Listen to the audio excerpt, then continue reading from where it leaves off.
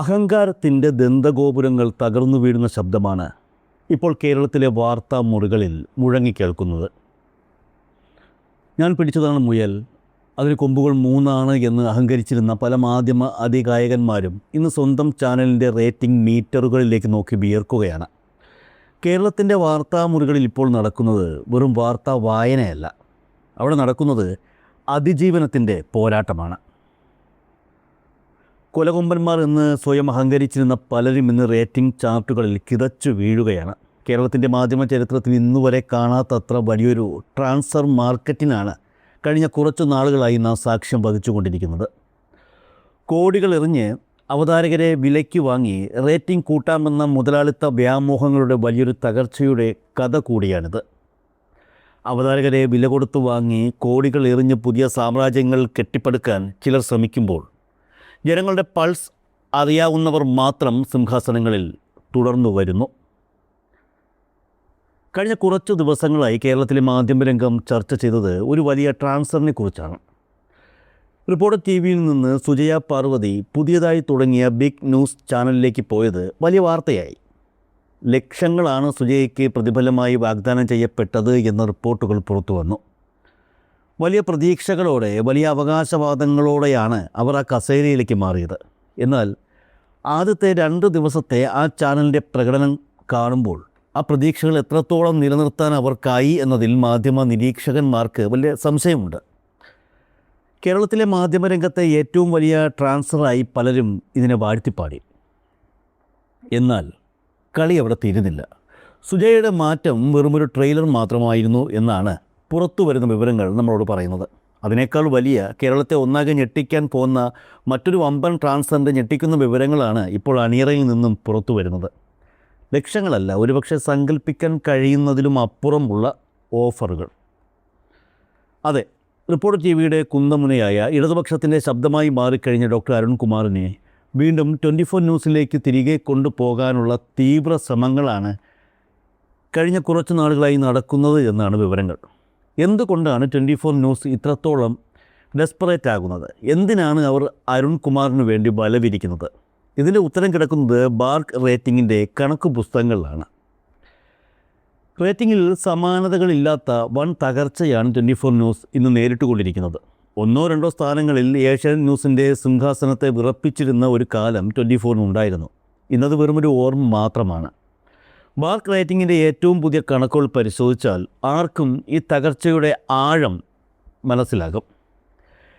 Asianet news 81.96 പോയിൻറ്റുമായി 1-ാം സ്ഥാനത്ത് നിൽക്കുമ്പോൾ അവർക്ക് തൊട്ടു പിന്നിൽ അവരുടെ ഉറക്കം കെടുത്തിക്കൊണ്ട് 77.57 പോയിൻറ്റുമായി റിപ്പോർട്ടർ TV തല ഉയർത്തി നിൽക്കുന്നു.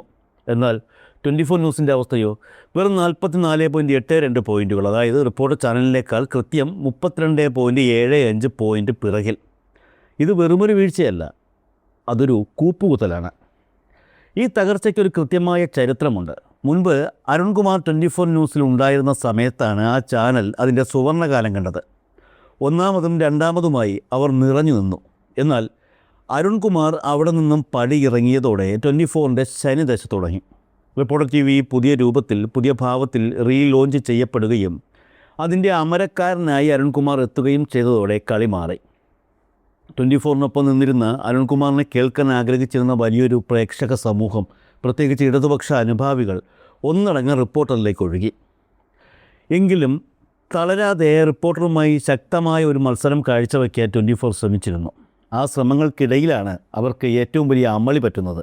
വമ്പൻ റേറ്റിംഗ് പ്രതീക്ഷിച്ച് കോൺഗ്രസ് അനുകൂലികളുടെ കയ്യടി നേടാൻ വേണ്ടി അവർ രാഹുൽ മാങ്കൂട്ടത്തിൻ്റെ ഒരു അഭിമുഖം പ്രക്ഷേപണം ചെയ്തു. അതായിരുന്നു 24 ന്യൂസിൻ്റെ ശവപ്പെട്ടിയിലെ അവസാനത്തെ ആണി. കോൺഗ്രസ് പ്രവർത്തകർ ഒന്നടങ്കം 24-ന് പിന്നിൽ അണിനിരക്കും എന്ന അവരുടെ വ്യാമോഹം ചീട്ട് കൊട്ടാരം പോലെ തകർന്നു. ആരും അവിടെ എത്തിയില്ല എന്ന് മാത്രമല്ല, ഉണ്ടായിരുന്ന കുറച്ചുപേർ ആ ചാനലിൻ്റെ വലതുപക്ഷ വ്യതിയാനം കണ്ട് അറപ്പോടെ അവിടെ നിന്നും പടിയിറങ്ങുകയും ചെയ്തു. ഇടതുപക്ഷം പൂർണ്ണമായും റിപ്പോർട്ടർ TV പക്ഷത്തേക്ക് മാറിയതോടെ 24 അക്ഷരാർത്ഥത്തിൽ അനാഥമായി. കേരളത്തിലെ മാധ്യമ രാഷ്ട്രീയം വളരെ കൃത്യമാണ്. കോൺഗ്രസ് പ്രവർത്തകരും BJP പ്രവർത്തകരും ഒരുമിച്ച് നിന്ന് ഏഷ്യാനെറ്റ് ന്യൂസിന് നിരുപാധികമായ പിന്തുണ കൊടുക്കുമ്പോൾ അതിനെതിരെ റിപ്പോർട്ടർ TV പടപൊരുതുന്നത് ഒരൊറ്റ വിഭാഗത്തിൻ്റെ മാത്രം പിൻബലത്തിലാണ്. അത് കേരളത്തിലെ ഇടതുപക്ഷമാണ്. കോൺഗ്രസിൻ്റെയും BJPയുടെയും കൂട്ടുകെട്ടിനെ ഇടതുപക്ഷത്തിൻ്റെ ഒറ്റ പിന്തുണയിൽ വെല്ലുവിളിക്കാൻ റിപ്പോർട്ടറിനും അരുൺകുമാറിനും കഴിയുന്നുണ്ടെങ്കിൽ അത് അവരുടെ നിലപാടുകളുടെ വിജയമാണ്. ഈ ഒരു തിരിച്ചറിവാണ് ഇപ്പോൾ 24 ന്യൂസിനെ അരുൺകുമാറിന് മുന്നിൽ വീണ്ടും എത്തുവാൻ പ്രേരിപ്പിച്ചത്.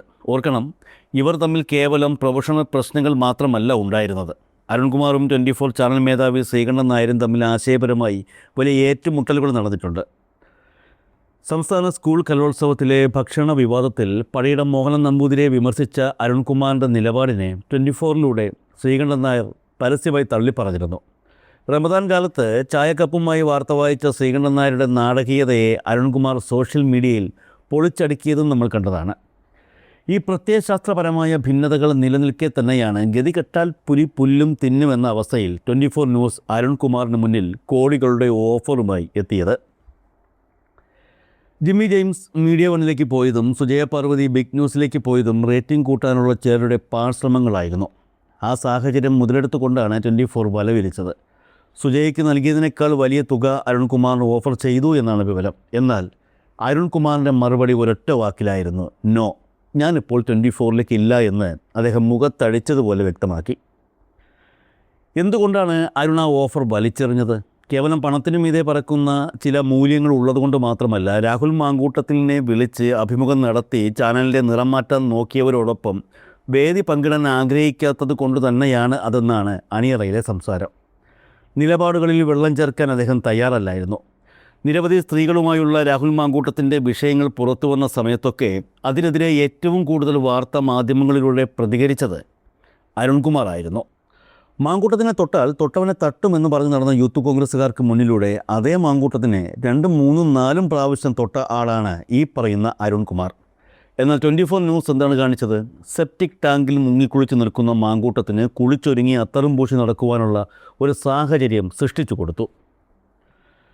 ഇടതുപക്ഷ ആശയങ്ങൾ നെഞ്ചിലേറ്റി മുന്നോട്ട് പോകുന്ന അരുൺകുമാർ നയിക്കുന്ന ഒരു ചാനൽ എത്രയൊക്കെ പ്രതിബന്ധങ്ങൾ ഉണ്ടായാലും ജനമനസ്സുകളിൽ ഒന്നാമതായി തന്നെ കുതിക്കുമെന്നതിൽ ഒരു സംശയവുമില്ല.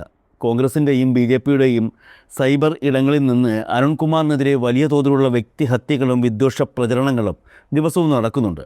പക്ഷേ അതൊന്നും വകവയ്ക്കാതെ തൻ്റെ ജോലിയിൽ മാത്രം ഫോക്കസ് ചെയ്തുകൊണ്ട് കിട്ടുന്ന അവസരങ്ങളിലെല്ലാം വലതുപക്ഷ രാഷ്ട്രീയത്തിന് കണക്കിന് കൊടുത്തുകൊണ്ട് അദ്ദേഹം മുന്നോട്ട് പോവുകയാണ്. ആ കാറ്റിൻ്റെ ഗതി നോക്കി പായ വിരിക്കുന്നവരല്ല യഥാർത്ഥ മാധ്യമപ്രവർത്തകർ. കൊടുങ്കാറ്റിനെതിരെ വള്ളം തുഴയുന്നവരാണ്. അരുൺകുമാറിനൊപ്പം അദ്ദേഹത്തിൻ്റെ നിലപാടുകൾക്കൊപ്പം ഉറച്ചു നിൽക്കാൻ കേരളത്തിലെ വലിയൊരു ഇടതുപക്ഷ സമൂഹമുണ്ട്. സത്യത്തിൽ അതാണ് ഈ പറയുന്ന ചാനൽ മേധാവിമാരെ ഭയപ്പെടുത്തുന്നതും മോഹിപ്പിക്കുന്നതും. റേറ്റിംഗ് മീറ്ററുകളെ വിലയ്ക്ക് വാങ്ങാൻ ചിലർക്ക് കഴിഞ്ഞേക്കാം. എന്നാൽ ജനങ്ങളുടെ വിശ്വാസത്തെ വിലയ്ക്ക് വാങ്ങാൻ കഴിയില്ല എന്ന് 24 ന്യൂസിൻ്റെ ഈ തകർച്ച തെളിയിക്കുന്നുണ്ട്.